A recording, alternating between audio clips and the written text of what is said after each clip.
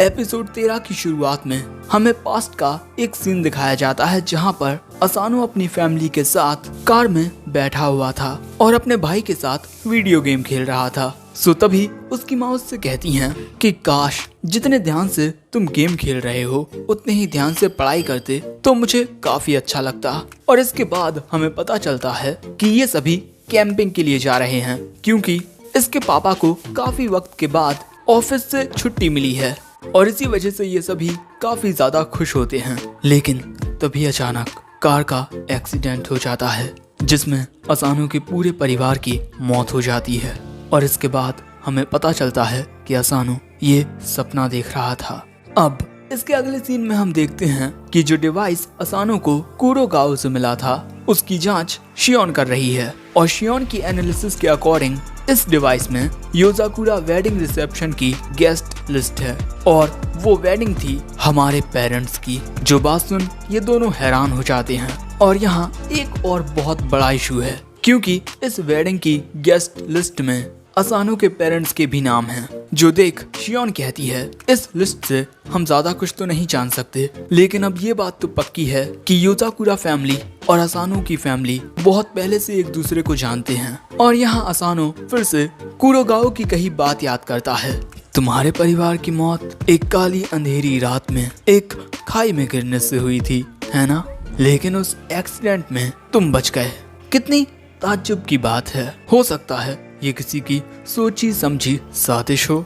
और तभी से असानो अपने आप को हर एक चीज के लिए तैयार किए हुए हैं। लेकिन यहाँ पर उसे मित्सुमी की अब काफी ज्यादा चिंता हो रही है क्योंकि मित्सुमी को लगता है कि असानो के परिवार की मौत कहीं ना कहीं उसके परिवार की वजह से हुई है और इसीलिए वो काफी ज्यादा रो रही है। सो तभी असानो उससे कहता है कि देखो, जब तक हमें सच्चाई का पता नहीं चलता तुम्हें ऐसा सोचने की कोई जरूरत नहीं है और अब जो कुछ हो चुका है उसके बारे में सोचकर हम अपने आज को क्यों बिगाड़ें। ये बातें मित्सुमी के दिल को छू जाती हैं। लेकिन ये सब देख शियोन का दिमाग खराब हो रहा था। लेकिन तभी असानो कहता है मैं उस इंसिडेंट की सच्चाई को जानना चाहता हूँ, इसीलिए प्लीज क्या आप मेरी मदद करेंगी? शियोन कहती है तुम मेरे छोटे भाई की तरह हो, तुम मुझसे मिन्नतें क्यों कर रहे हो? वैसे ये सारी बातें जानकर मैं खुद भी काफी ज्यादा हैरान हूँ। शायद से ये एक अंडरवर्ल्ड रिलेटेड मैटर है, इसीलिए ज्यादा जानकारी के लिए हमें उस जगह जाना होगा। वो एक ऐसी ऑर्गेनाइजेशन है जो उन सभी लोगों के डाटा को कलेक्ट करती है जो अचानक ही गायब हो जाते हैं और वो जगह है द लाइब्रेरी ऑफ डेड। इसके बाद शाम के वक्त असानो एक जगह आता है। यहाँ पर एक अंडरग्राउंड रास्ता होता है। अब इस रास्ते से असानो नीचे जाने लगता है। यही रास्ता उसे द लाइब्रेरी ऑफ डेड तक लेकर जाएगा। उसे अंदर जाने की एंट्री अपना ब्रॉन्ज कार्ड दिखाकर मिल जाती है और इसके बाद ये उस लाइब्रेरी में आता है। ये लाइब्रेरी बहुत ज्यादा बड़ी थी और यहाँ पर काफी सारे लोग थे। यहाँ आते ही असानो एक आदमी को देखता है जो किसी बात से हंस रहा था, लेकिन अगले ही पल में उसे कोई मार देता है। ये एक लड़की होती है। क्या तुम्हें पता नहीं लाइब्रेरी में शोर करना मना होता है? इस लड़की का नाम मी चैन है, एक सिल्वर रैंक्ड स्पाई जो इस लाइब्रेरी का ख्याल रखती है। और ये सब देखकर असानो काफी ज्यादा घबरा जाता है और तभी शियोन उसे बताती है कि लाइब्रेरी में जरा सा भी शोर होने पर ये लड़की शोर मचाने वाले को सजा देती है और सजा हमेशा मौत होती है। वो एक सिल्वर रैंक्ड है, तुम मुझसे लड़कर उसे हरा नहीं पाओगे, इसीलिए तुम्हें शोर करने से बचना होगा। और यहाँ पर शियोन ईयरफोन की वॉल्यूम को भी बहुत ज्यादा लो कर देती है ताकि इससे ज्यादा आवाज ना निकले। और इसके बाद असानो हल्के हल्के कदमों से आगे बढ़ने लगता है, ये देखते हुए कि लोग कितनी आसानी से मारे जा सकते हैं।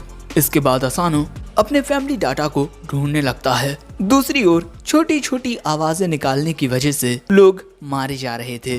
असानो के हाथ से यहाँ पर बाल एक डाटा बुक गिरने से बच जाती है। अब ऐसे ही काफी देर तक ढूंढने के बाद आखिरकार उसे अपने फैमिली की डाटा बुक मिल ही जाती है और इसके बाद वो उस बुक को खोलकर पढ़ने लगता है। लेकिन इसमें भी उसे एक्सीडेंट कैसे हुआ ये पता नहीं चलता। लेकिन यहाँ पर उसे एक छोटा सा गड्ढा दिखता है जिसके अंदर वो उस स्टोरेज डिवाइस को रख सकता है जो उसे कुरोगाओ से मिला था। और इसके बाद वो ऐसा ही करता है, उस डिवाइस को उस जगह में रख देता है। और अचानक ही उस बुक का अपीयरेंस थोड़ा चेंज हो जाता है और इसके बाद वो पढ़ता है असानो फैमिली के सभी मेंबर्स को तेनपोपो द्वारा खत्म कर दिया गया है। यानी वो एक एक्सीडेंट नहीं था, लेकिन अगले ही पल में वो टाटा बुक डिस्ट्रॉय हो जाती है और वहाँ पर एक छोटा सा धमाका होता है और ये आवाज सुन शियोन असानो को भागने को कहती है, क्योंकि इतना शोर मचाने से उसे पक्के में मौत की सजा मिलेगी। लेकिन उसके भागने से पहले ही वहाँ पर मी चैन आ जाती है।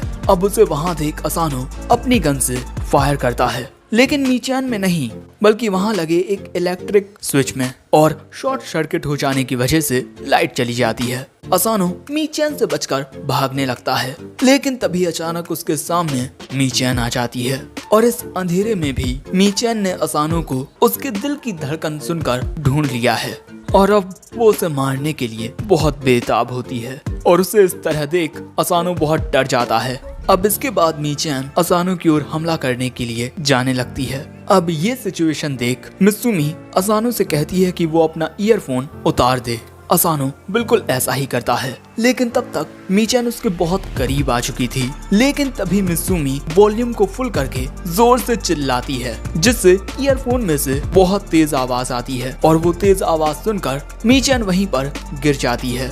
और ऐसा इसी वजह से हुआ क्योंकि मीचैन के कान बहुत ज्यादा तेज हैं। वो छोटी छोटी आवाजों को भी आसानी से सुन लेते हैं, लेकिन इतनी तेज आवाज सुनने से उसका दिमाग ये प्रेशर सह नहीं पाया और वो बेहोश हो गई।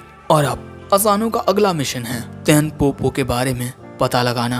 अब अगले दिन हम देखते हैं कि क्योइचिरो ने असानो के ऊपर काफी सारा वजन रखा हुआ है और क्योइचिरो ऐसा इसी वजह से कर रहा है ताकि असानो तेनपोपो के बारे में पता लगा सके। अब ये कैसे आगे पता चलेगा। यहाँ क्योइचिरो कहता है, किसने सोचा था कि तुम्हारे परिवार की मौत के पीछे भी तेनपोपो का हाथ होगा, क्योंकि दोस्तों मित्सुमी की माँ को भी तेनपोपो ने ही मारा है। तेनपोपो एक ऑर्गेनाइजेशन है और काफी कोशिशें करने के बाद भी क्योइचिरो अब तक उन्हें ढूंढ नहीं पाया। उसे सिर्फ इतना पता है कि तेनपोपो एक बहुत ही ज्यादा पावरफुल ऑर्गेनाइजेशन है और उस ऑर्गेनाइजेशन के हर एक मेंबर के ऊपर एक टैटू होता है। मैं एक लंबे वक्त से बहुत दर्द सहता आ रहा हूँ, लेकिन इस वक्त दर्द असानो को हो रहा है। आगे क्योइचिरो कहता है, तुम्हारे परिवार की मौत के पीछे भी तेनपोपो का हाथ है और तुम्हारे पिता मेडिकल फील्ड में एक ऑफिस वर्कर थे। ये बात जानकर मैंने मेडिकल इंडस्ट्री में थोड़ी रिसर्च की, जिससे मुझे कुछ इंटरेस्टिंग डाटा मिला। तुम्हारे परिवार की मौत के 1 महीने पहले तक और 1 महीने बाद तक मेडिकल फील्ड के 15 लोगों की ऐसे ही हादसों में मौत हुई है और ये सारी चीजें इस आदमी से जुड़ी हुई हैं। The director of Kawashita medical clinic, Makoto Kawashita. ये आदमी कहीं ना कहीं इस मामले से जुड़ा हुआ है। तुम्हारे परिवार की मौत, मित्सुमी की माँ की मौत और अब मित्सुमी को मारने की कोशिशें, ये सब तेनपोपो कर रहा है। क्या तुम सच का पता लगाना चाहते हो? असानो कहता है, हाँ बिल्कुल। अब अगले दिन हमें कावाशीता मेडिकल क्लिनिक दिखाया जाता है, जहां हम देखते हैं कि मित्सुमी एक बुढ़े को लेकर आई है और ये बुढ़ा और कोई नहीं बल्कि असानो ही होता है। और यहाँ पर असानो एक पेशेंट बनकर आया है ताकि वो इस हॉस्पिटल में रहकर सच का पता लगा सके। इस वक्त उसका नाम कोसेई हिरुकावा, उम्र 75 साल, और वो इस हॉस्पिटल में एक क्रोनिक डिसीज की वजह से ट्रांसफर होकर आया है। और इसके बाद मित्सुमी भी अपना भेष बदल लेती है। वो असानो की बीवी बनकर उसका ख्याल रखने के लिए आई है, मुत्सुको हिरुकावा। और इसके बाद मित्सुमी असानो को हॉस्पिटल के अंदर लेकर जाती है। क्लिनिक के अंदर आने के बाद हम देखते हैं कि असानो की हालत कुछ अच्छी नहीं होती, क्योंकि क्योइचिरो ने असानो के ऊपर काफी सारे हैवी मेटल्स को रखा हुआ है, जिससे असानो को हिलने डुलने में भी परेशानी हो रही है। लेकिन तभी इनका नंबर आ जाता है और इसके बाद ये दोनों आते हैं डॉक्टर माकोतो के पास, और ये है माकोतो कावाशीता। इसके बाद कावाशीता असानो यानी कि हिरुकावा को चेक करने लगता है और अब माकोतो कहता है कि आपके मसल्स काफी हेल्दी हैं अंकल। आपको मेरे पास डॉक्टर यामाशीता ने भेजा है, लेकिन मैं उन जितना टैलेंटेड नहीं हूँ, लेकिन फिर भी मैं आपको ठीक करने की पूरी कोशिश करूंगा। अब इसके बाद हम देखते हैं कि असानो एडमिट हो जाता है और यहाँ पर मित्सुमी उसे खाना खिला रही थी। असानो कहता है हमारे आसपास कोई नहीं है, मैं अपना खाना खुद खा सकता हूँ। लेकिन मित्सुमी कहती है कि हम अंडरकवर हैं, इसीलिए हमें अपने किरदार अच्छे से निभाने होंगे। और असानो चुपचाप मित्सुमी की बात मान लेता है। और यहाँ मित्सुमी कहती है काश हम दोनों का बुढ़ापा बिल्कुल इसी तरह एक दूसरे का ख्याल रखते हुए गुजरे, हमें अंडरवर्ल्ड असैसिन्स इनसे कुछ लेना देना ना हो। ये बात सुन असानो कहता है हाँ, ऐसा वक्त काफी अच्छा हो सकता है, अपने आखिरी दिनों में हम दोनों का एक साथ होना। और पता है मैं तुमसे पहले मरना चाहूंगा, क्योंकि अगर तुम मुझे छोड़कर चली गई तो मैं सोच भी नहीं सकता कि मैं जीऊंगा कैसे।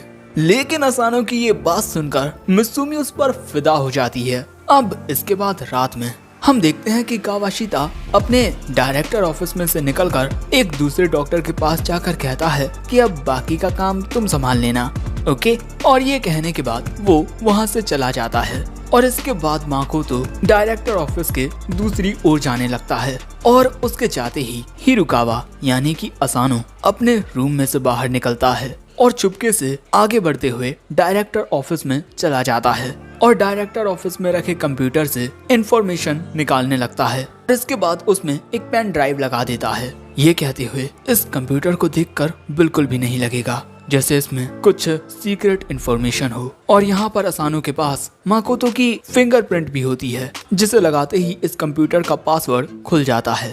इसके बाद उसकी स्कैनिंग होने लगती है और यहाँ उसे पता चलता है योजाकुरा फैमिली अंडरवर्ल्ड की एक ऐसी फैमिली जिसमें सिर्फ टैलेंटेड स्पाइस पैदा होते हैं और उनकी फिजिकल पावर बेमिसाल होती हैं, क्योंकि उनकी बॉडी में सेमिनिन नाम का एक प्रोटीन पाया जाता है जो उनके सेल डिवीजन स्पीड को बहुत ज्यादा बढ़ा देता है। और ये प्रोटीन ही योजाकुरास की एबनॉर्मल एबिलिटीज का राज है। अगर हम ये प्रोटीन किसी नॉर्मल इंसान के अंदर डालते हैं तो वो भी बहुत ज्यादा ताकतवर हो जाता है। लेकिन बदकिस्मती की बात यह है कि इस प्रोटीन को सिंथेटिकली क्रिएट नहीं किया जा सकता, लेकिन अपनी ताकत बढ़ाने के लिए हमें ये प्रोटीन चाहिए ही चाहिए। इसीलिए हम इस प्रोटीन को मित्सुमी योजाकुरा की बॉडी में से निकालेंगे, उसे मारकर। अब ये बात जान असानो के भी होश उड़ जाते हैं, लेकिन तभी अचानक असानो के ऊपर पीछे से हमला हो जाता है। असानो वक्त रहते इस हमले को डॉच कर देता है, लेकिन वो शख्स असानो को दबोचने में कामयाब हो जाता है और ये होता है माकोतो कावाशिता। वो असानो को देखकर कहता है ओह, तो तुम जिंदा हो, तुम्हें जिंदा देखकर मैं बहुत हैरान हूँ तायो असानो। लेकिन असानो पूछता है कि क्या तुमने मेरे परिवार को और मित्सुमी की माँ को मारा है।